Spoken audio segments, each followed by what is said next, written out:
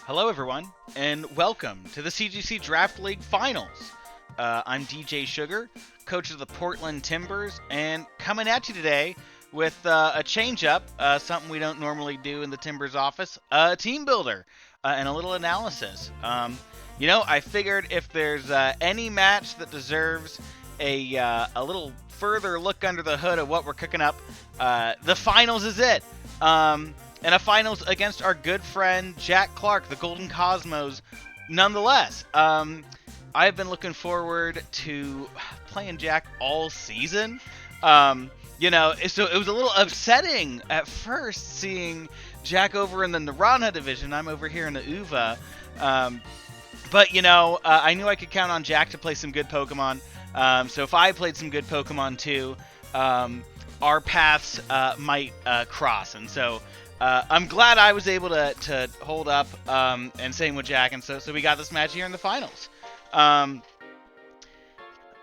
Before I get too into the team builder, I want to say a quick shout out to my front office.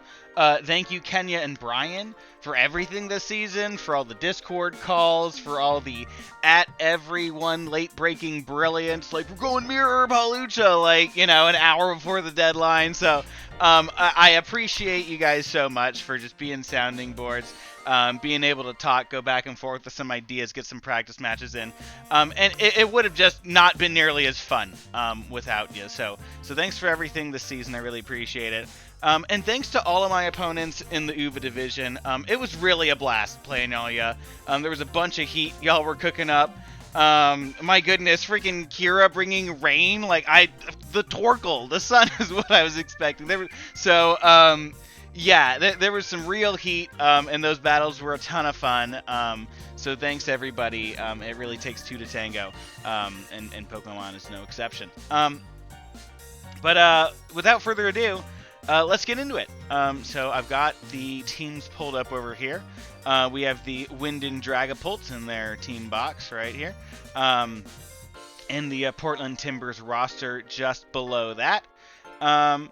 So why don't I go through what I'm sort of thinking Jack is going to bring and how that influenced my decisions. So first up, we've got his A tiers, Gholdengo and Annihilate. I've got these in the top left, most likely to come, sort of descending order, least likely to come. And of course, these A tiers are coming, right? Like, they're the heart of Jack's draft. A Gholdengo is dangerous. Immediately is dangerous with setup. Annihilate is thick, fat, and offensive. Like I gotta watch out for both of these. They're pretty much for sure coming. And then next, I thought Jack was going to go down at Avalugg. I really think Avalugg is pretty likely to come out here because I've got Blizzard spam. That's kind of my most Route 1 strategy. You got to protect for it. And having your own ice type to resist that with a huge physical defense that would benefit off of any snow and wide guard to shut down Blizzard and Earthquake from Garchomp or any Rock Slide shenanigans. I think Avalugg presents a lot of value for Jack and is likely to come out. And with that, the Gardevoir. We saw this Gardevoir-Avalugg combo be pretty freaking deadly in the semifinals versus Richie and the Colorado Cramorant. So as Jack's only Trick Room setter, I really foresee this thing coming out and wanting to threaten setting that up. And then the flip side of that coin, Noivern. I think in order to do Trick Room best, he's got to have a little Tailwind threaten as well. So I think Noivern could come out. Frisk is so great in Draft League just to give information right away too. And Noivern's got, some good fast damage. Like a Draco Meteor into my Garchomp. So I think that Noivern offers a lot here. Even just being able to threaten with Tailwind is huge, and all the other stuff it can do are benefits. And then Skuntank. What a value pick that Jack has gotten here. My goodness, it's put in so much work. It's great on the supportive side with Snarls, with Acid Sprays, with Clear Smogs. It's great on the offensive side with Gunk Shot, Sucker Punch. It's even throwing out wild ass shit with Fire Spin. I have to watch out for Skuntank. It has had so many tricks up its sleeve all season, and I think it's got at least one more that it's going to try and pull out in the finals. That dark typing too is going to present a real challenge for Ceruledge and Gengar. So I definitely need to have my Garchomp around, or Hawlucha, or like a Iron Bundle, just to make sure I can take care of this. But like if it has an AV, it can still get pretty bulky. So really just need to watch out for Skuntank. What a great D tier. Sort of what I'm thinking is a little bit less likely to come, but I still got to watch out for Venomoth. You know, Rage Powder is always great for making sure you can get up that Tailwind or that Trick Room, or get some setup going. Sleep Powder, always dangerous. Quiver Dance, always dangerous. You know, even if I have good resists in like Ceruledge, Gengar, you know, I got to watch out for Tinted Lens. So this thing can put out some damage if I'm not careful. But its typing, I think, holds it back. So I have some good damage if I can get the jump on it. Jolteon, excellent Pokemon when it's faster and not going against ground types. But I've got Garchomp to take care of the ground typing, and Iron Bundle, which outspeeds it. So I think I still got to watch out for it, but it's a little bit less on my mind. Same with Knucklestock. I just think this is going to be, you know, who can have sort of the better offense, and the stally nature game this wants to go for. I think I've got too many threats to do big damage to it, so it's probably going to stay home. And this Arboliva, great late season pickup, finally gave Jack a fire, water, or grass type, so I think that was a nice trade, but against my team, unfortunately, I just don't think it cuts it. You know, it's looking down Blizzards, it's looking down Sludge Bomb, Bitter Blade, Brave Bird, Close Combat. Like, there isn't pretty much no Pokemon on my team that this wants to go against. So it's probably staying home, and the only benefit it has of grassy terrain to potentially counteract Electric, I don't think it's enough. And if it does come, I'm not too worried. So that leads into what I was sort of going with. You can see my team up here that I have selected. So we've got the bundle, Abomasnow, Ceruledge, Garchomp, Gengar, and Hawlucha. And so looking at Jack's Ghosts, I immediately sort of thought, you know, my A tiers plus Gengar is going to be great. You know, even just having the Snow, the Threaten is great. And then I was looking for sort of the last slot to fill, and that's where Hawlucha sort of came in. So, but let me at least talk about the others and why they didn't quite cut it. Poor Berserker. You know, this thing, I couldn't use it at all. I didn't even bring it this season. So rip to you. You know, you were a nice steel type late in the draft, so hopefully you at least threw a couple people off scent a week or two. But, you know, I've just got better offensive options pretty much all the time in Garchomp and Ceruledge, and it's just so slow, but it's not that slow, so it never really fit. Wigglytuff and Gothorita, that was a pretty, you know, great Perish combo right there. But, you know, going up against Gholdengo and Annihilate, both these ghost types don't give crap about Shadow Tag, so they can swap out willy-nilly. Gholdengo is even affected by the Perish Trap. I mean, and Wigglytuff, Gothorita, just a little bit too passive this week, really asking to get set up on and nuked. So, you know, rip, but asking for a bad time if they come. And then Pincurchin, you know, as much as I would like to have its electric terrain to make sure I can't ever get put to sleep, or have it as one more Trick Room option, I think it's just a little bit, you know, I'd rather stay on the front foot and just avoid Trick Room. So Pincurchin, not really quite cutting it this week in favor of the others. So yeah, about the squad we did bring. Pretty much, you know, this top-heavy draft, I've mentioned it a couple times, the A tiers are just so good, right? Like, so let's go with the bundle, let's go with the Ceruledge, let's go with the Garchomp, and then Gengar with just great ghost type damage into pretty much all of Jack's team was the foundation of sort of what I wanted to bring this week. Abomasnow is coming in. to always threaten with that weather, you know, to at least make Jack respect sort of like some type of choice specs Blizzard set coming from Bundle, because that could just nuke things right away. And then Halucha is some nice disruptive support to just help sort of enable Garchomp or Saralez to try and get some boosts off. But let's dive a little bit more into each of these mons. So, Iron Borb. Going with the moveset of Icy Wind, Hydro Pump, Freeze Dry, and Taunt with the booster energy. What this does for me is ultimate speed control, right? With the booster energy, I'm going to be faster than anything that Jack can bring. 201 speed puts me above the fastest Jolteon can get, so I never have to worry about that. I never have to worry about a Scarf Gardevoir. I never have to worry about a Scarf Annihilate Final Gambit. Like, if those come out, I'm for sure going to be faster with my booster energy, and I'm always going to have Icy Wind as an option. Hydro Pump, Freeze Dry, just such reliable stab coverage. You know, Hydro Pump to hit that Knuckle Stock, hit Avalugg for good damage. Freeze Dry, such great coverage in case anything wants to Water Terra to avoid some Iron Head damage from Garchomp, or some Bitter Blade damage from Saralege. Like, Freeze Dry, and 100% accuracy. Always something that's vital, because sometimes I'm just going to need a little bit of chip damage. And Taunt. So, this was sort of a late-breaking move on Bundle. I had Protect there at first, because Protect, such a great defensive move, right? Like, if you just want to scout, even, like, that's even more important in Draft League, right? Because so many Pokemon are going through, like, deep into their move pool for wild techs that'll get the upper edge for that specific week, that specific matchup. So, or, you know, if I get caught on the wrong end of Tailwind or Trick Room and I just need to protect one turn to get in the right spot, so vital.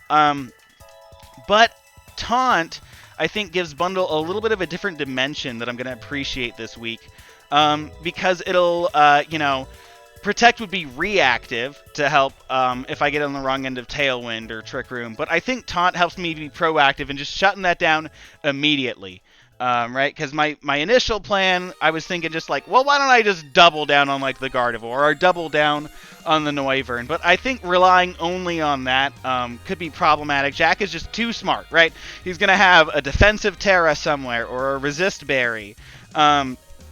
Potentially, you know, and he might have Mental Herb to stop Taunt, but then that would open up my other paths, right? So I think Taunt gives me a good way to, like, oh, if you have a defensive Terra to try and avoid the double up knockout, well, I'll just taunt you, and I don't care. And also, it has the benefit of just leaving something on the field, right? So a Taunt could give me a little bit more room to get a Swords Dance in with Garchomp, or get a Bulk Up in with Saralege, something like that, because, you know, if this Gardevoir wants to go for Trick Room or Noivern wants to go for Tailwind, and it just, you know, it can't, then I'll have just that one turn at least to Swords Dance, and I can, you know, Icy Wind, come up with an Iron Hand after that.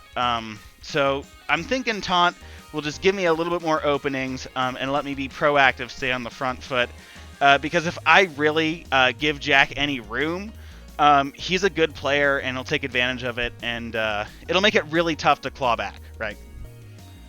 So we've got a Abomasnow next here, but I'm going to skip to Garchomp, since we sort of talked about that, with Taunt opening up some Swords Dance room. We're bringing Swords Dance Garchomp. Earthquake, Iron Head, Swords Dance Protect, with a Citrus Berry and a Steel Terra, because I want Garchomp to do Garchomp things.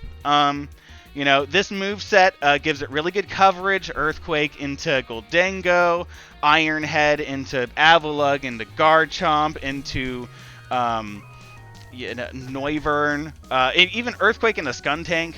Right, so the ground steel coverage gets me a lot. It also makes sure that I have a single target move, because I really need to respect Wide Guard on Avalugg. You know, if I could have just thrown on Rock Slide, I would have. Well, it's such a great Garchomp set, right? Like, Earthquake, Rock Slide, so simple. But, you know, Iron Head sort of does the same thing. It still keeps that flinch chance, too. So, like, if I need to get out, and I only have flinch, like, Iron Head, right? The Citrus Berry will give me just more longevity. With 208 HP, that's a nice divisible by 4 number with the berry. They complement each other. Chef's Kiss. The speed here is enough to guarantee the jump on those base 90s. So that's going to be Annihilate. That's going to be Venomoth. Goldango, Skuntank at base 84, also slower than that. So really just making sure that, you know, I'm not going to beat Noivern anyway. I'm not going to beat Jolteon anyway. But I don't think I need to. So just enough to get past those 90s. And even then, do I think that Jack would go like a 252 Jolly Annihilate? No. But I would much rather go into the matchup knowing I'm faster than taking a gamble to get like a little bit more out of my bulk or a little bit more out of my attack and really getting burned. That's just really not worth it.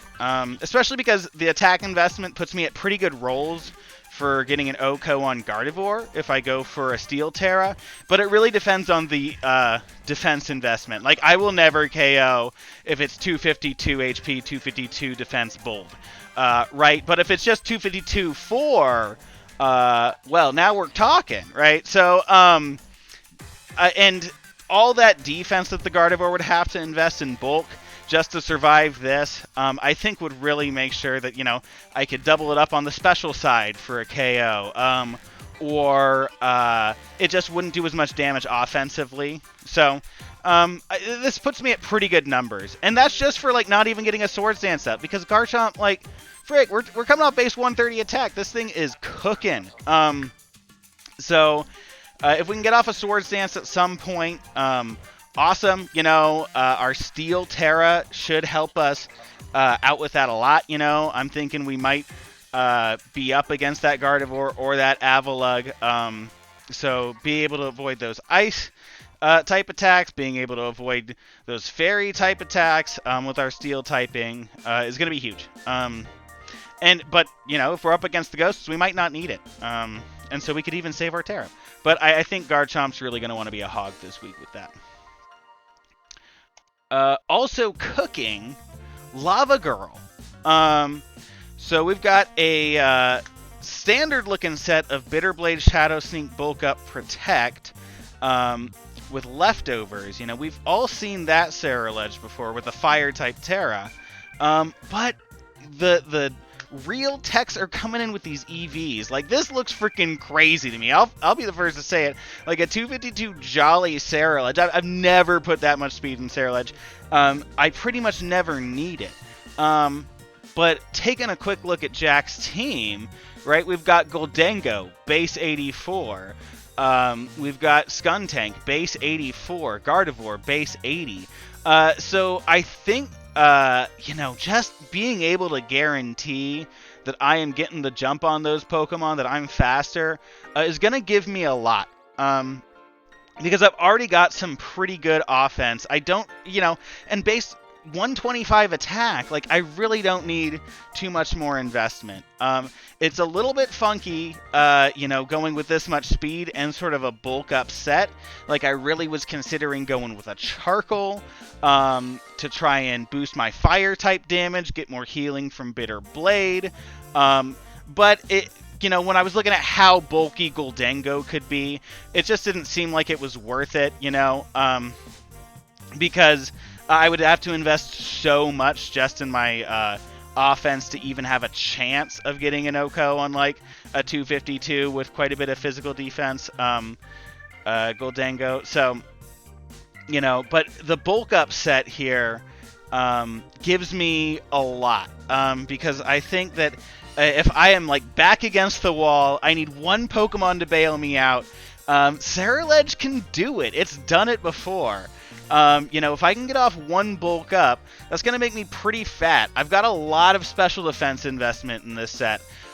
This lets me live 252 Mata Shadow Ball from Goldango. So we're pretty bulky on the special side, and then we can increase our physical defense, our physical offense with the Bitter Blade, and having this 76 HP EVs, it gets us to 160 HP, so that's divisible by 16. Great for our leftovers. We'll get 10 HP back each turn. And then, if we're getting HP back with Bitter Blade, not having the highest HP, not the end of the world, because, say we get back 50 HP points, that's going to be a higher percentage of our overall HP if we're only investing 76 into it instead of, 252. So, I think that, I might regret, putting this much speed on it to get the jump and not having enough immediate offense, but between my other Pokemon, I think they sort of make up for any lack of immediate offense Ceruledge might have. And, we're still talking 150 attack, so this is pretty good. And this bulk up set just, gives me an option for, if I need something to get me out of a bad spot, if I need Ceruledge to, solo the world, it can bulk up, it can get Bitter Blades back. And this Fire Terra, it's so good. Jack said it multiple times in his team builders. Fire types are good against his team, and I agree. So the ability to use a Fire type Terra on Ceruledge, not just defensively to get rid of the Ghost typing, but offensively to make my Bitter Blades cook, this is enough attack to, if I were to Terra Fire, I'd have a pretty dang good shot, unless the Goldango's got a resist barrier or does a defensive Terra itself, of getting just a one-hit KO right there. So, yeah, Ceruledge, no slouch. This week or any other. It's really come through this whole season. And then Boo. So Gengar. It's going to do Gengar things, or at least that's what I'm wanting it to do. Shadow Ball, Sludge Bomb, Trick Room, Protect with Focus Sash. So the idea here is just damage. If I have the Focus Sash, I don't need to invest anything in my HP. I can put it all in special attack and just nuke things as hard as possible. I'm not really threatening one-hit KOs on either of the Ghost types, Annihilate or Goldango, if they have significant amounts of HP and special defense investment, which I imagine they will. I think they're going to be pretty heavy in HP, the both of them. But, this is still really good damage. The Focus Sash means they got to target Gengar twice. I could potentially use that to my advantage with a nice Protect. And I'm just going to be slamming. And this Ghost-type Terra will really put that damage over the edge to where it's a guaranteed one-hit KO on either of those. So if I need a little bit of extra heat on my Shadow Ball, I do have that Ghost Terra at the ready. But I'm thinking the Terras will probably go to Garchomp or Ceruledge. That's just sort of an in-case thing. Also an in-case thing, Trick Room. So, if I just get put in a really bad spot and, I mess up, Mental Herb on the Gardevoir, Taunt doesn't work, I've still got Trick Room on Gengar. So, I did consider going, the full shutdown Trick Room mode of Imprison and Trick Room. But I still really wanted Protect, and then I would have had to get rid of Shadow Ball, or Sludge Bomb, and I just really wasn't willing to do either of those. So just going with Trick Room, no Imprison, too much heartburn from giving up all those move slots. But we can potentially reverse Trick Room if we need it. Or if Tailwind goes up and we want a Trick Room, we could do that. So I thought that was just a nice little speed control option, get out of jail card on Gengar in case I needed it. And Sludge Bomb, just such a great stab option. If Goldango wants to Terra to avoid the Shadow Ball, Sludge Bomb will do pretty good damage to anything it would want to be. Sludge Bomb, great damage into Gardevoir, great damage into Arboliva if that comes out. This set's a little bit weak to that Skuntank. I considered Will-O-Wisp as well. But I think I'm just going to have to rely on Garchomp or Ceruledge or Iron Bundle to do enough damage to that Skuntank to the point where Gengar doesn't have to worry about it so much. And then that leaves us with Hawlucha and Abomasnow. Let's start with Aboma. Blizzard, Energy Ball, Earth Power, Protect, and Life Orb. all I want is for this thing to come in and do damage if it's there. I don't really expect it, at least game 1. I've put it next to Bundle more as a threat, just to make Jack think about my weather and really respect that. But I think it's just a little bit too slow. Its ice typing leaves it a little bit liable. So I'm hesitant to bring it, game 1. That said, it being a little bit slow could be great for game 2. It gives me a good option to fight in Trick Room. Because this base 60 speed with these special DJ Sugar Secret Sauce 21 IVs, that lets it underspeed the slowest Gardevoir, right? So a quiet 0-speed IV Gardevoir only gets to 76 speed. So this 75 lets us be slower than that. Lets us be slower than Skuntank. Lets us be slower than Annihilate, And I'm never going to be slower than Avalugg anyway. So this puts me at a good spot for the rest of the crew. But also, 75 speed, if something is at -1, it would need at least 113 speed to outspeed 75. So Icy Wind could still support some Blizzard spam in the right scenario if Cosmos doesn't put too much speed investment on his Mons. Because, let's go back to that Goldango. If it wants to get up to 113 speed, we're talking about 68 speed EVs, which, ladder, I'd expect most of them to have that much. But, maybe Cosmos doesn't invest there. So a potential spot for, some Blizzard spam to come through, even against those faster Mons, by keeping it at this 75 and not going, min speed. And then, Life Orb. Just to give us as much damage output as possible if we are in that friendly Trick Room environment, or we do get those friendly Icy Wind Blizzard scenarios. Life Orb for if we do get in those friendly speed condition scenarios with Trick Room, or with our Icy Wind support. And because 92 is just a little bit mid. It's just a little bit stinky of a special attack, especially compared to my other Pokemon. So this Life Orb will really help Abomasnow out and make sure it can do things. The Ground Terra also there. I felt like a nice mid-ground between a defensive Terra. It lets us be pretty neutral to anything we would take super effective, while also boosting this Earth Power and making sure it could do big damage against that Skuntank. Well, also, it gives us that poison resist. So we could have a good defensive Terra against Skuntank here with this Earth Power, or even for big damage onto the Goldango. And then Hawlucha coming in from the rafters. Oh, I did Hawlucha a little bit dirty this season, not gonna lie. It took me a while to figure out how to use it. Because I drafted it right after Pincurchin, thinking, we've got this great Unburden Electric Seed on Electric Terrain strat. It's going to be great for it. But, in practice, it was kind of hard to get Hawlucha and Pincurchin on the same team together. The speed difference already so great, but also they're both C tiers, right? So it would mean sacrificing slots from either my A tiers or not being able to get, both my B tier, or even if I wanted to get Gothorita that week, it just made it very difficult to get both Hawlucha and Pincurchin on the same team, let alone even on the same field at the same time.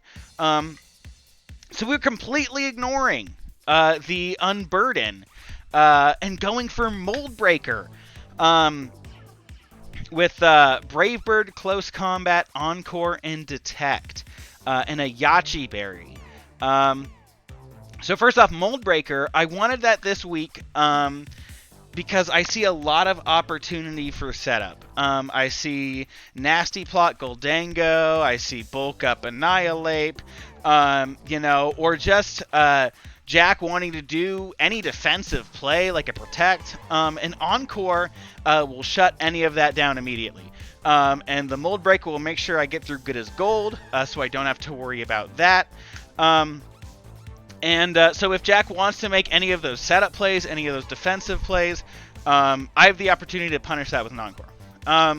Also, if he doesn't want to make a defensive play, I'm coming in hot with the Brave Bird. I'm coming in hot with the Close Combat. Adamant 92, you know, it's like I said with the bonus stone, a little bit mid. Not gonna lie. I've definitely got some, you know, looking at the damage calcs, it can leave wanting at times. But this Close Combat should still do over 50% to even the most defensively invested Avalugs. Brave Bird is great damage neutrally into anything, but super effective into that Venomoth, into that Arbaliva. And then Detect, because do I think that Gardevoir is going to come with Imprison Protect? No, I don't think so, but maybe. And the PP won't matter, and Detect is cool, so use Detect, folks. Speed EVs, we're at 159, so that's going to outspeed our Garchomp at 157, and our Boo, our Gengar at 158. And that sort of keeps everything in line with their natural speed values. I don't think that should matter too much, but it makes Jack, you know, think one more thing. Because if I put them at anything different, like if Hawlucha was 158 and moves after Gengar, that's kind of a red flag that Hawlucha's a slow Hawlucha. It doesn't matter too much, because there's nothing, again, between the base 90s with the Venomoth and the Annihilate and Noivern at base 123. So I'm kind of going to get outsped by the Noivern anyway. But, you know, might as well just speed creep my own stuff, make sure we don't speed tie, max out the attack, and then rest in HP and bulk. And this Yachi Berry. So the lead, I think I mentioned it once or twice, with Avalugg and Gardevoir. We saw that to great effect versus Richie, and I don't see why it would be a bad lead against me either. So I've been thinking about it. And, you know, I don't need too much more offense out of Hawlucha, so there aren't really offensive items I'd want out of it. I've already got a Citrus Berry on Garchomp, so just give it the Yachi, so it can live an Ice-type attack from an Avalugg if Gardevoir like would want to go for a Protect turn 1.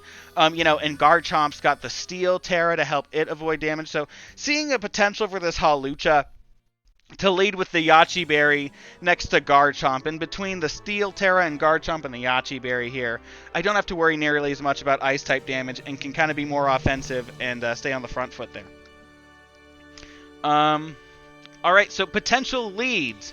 I think Iron Bundle, an excellent lead from me for any potential Game 1. It gives me great speed control on the fast end with the Icy Wind, great speed control on the slow end by being able to taunt Trick Room, and just an overall great offensive presence between Hydro Pump and Freeze Dry to make sure I'm knocking things down, getting some chip damage. And hopefully, you know, these EVs let me live just at least one attack, because if I can get 2 hits off with Iron Bundle instead of 1, I think that's going to be huge. And I think definitely, yeah, the Iron Bundle next to the Garchomp. I use this lead to great effect against Keenan and the Sodberry Snom. It offers so much offense. You know, I'm getting ice coverage, ground coverage, water coverage, steel coverage between just these two with, you know, off a 130 attack and 124 special attack. So these just cover each other's bases very well. The taunt could give room for a Swords Dance, and with, you know, both of their Terras, I could Terra Flying, but to even potentially like avoid some Earthquakes, and really just get out the gate swinging fast. I think Gengar makes great sense in the back. Same with Lava Girl for the most part. Because the last thing I want to do is give Gardevoir a Flash Fire, you know, early on. I'm you know, fingers crossed. I'm hoping Jack's Trace Luck was used all up against Mike, because getting that Swift Swim Trace was scary and definitely made me think about getting my own Flash Fire Trace, because if Gardevoir's Flash Fire and like a normal Terra, I'm finished. Like, I don't have damage against it with Ceruledge. So I think you got to keep Ceruledge in the back, make sure it can't get traced. Hopefully you have some like late game win con or you know, Shadow Sneak. And then, you know, Gengar, just if it comes out of the back, it does such great damage. But I could even do like a Gengar and Ceruledge lead too. Just putting out so much offense with these ghost types. It's a little bit more susceptible to, like, if that Noivern came out. But geez, like, neither of Avalugg or Gardevoir or, you know, Annihilate certainly doesn't want to be in front of these either. So I could see that coming if I, like, predict Skuntank isn't coming. But for the most part, I'll probably stick with Iron Bundle Garchomp or Garchomp and Hawlucha on lead. And then I could, you know, switch it up game 2 by even pulling out, like, a Iron Bundle of Bomasnow if I learn that the speeds work out just right for, like, some Blizzard spam. But you know, we'll see how it all works out. Have all these plans, all these ideations. But if there's anything I've learned in the draft league and playing Jack in general, it's that we go to best 2 out of 3 for a reason, right? So I'm really excited to see what he cooks up, what he's got. I know it's going to be some good, like a good team. Yeah, that's it. Hopefully we have a great set. I can't think of anything other than having anything other than that. Because, geez, it's always so much fun playing against Jack. That's it. So, yeah, thanks everybody for watching. We'll see you in the finals. Bye-bye.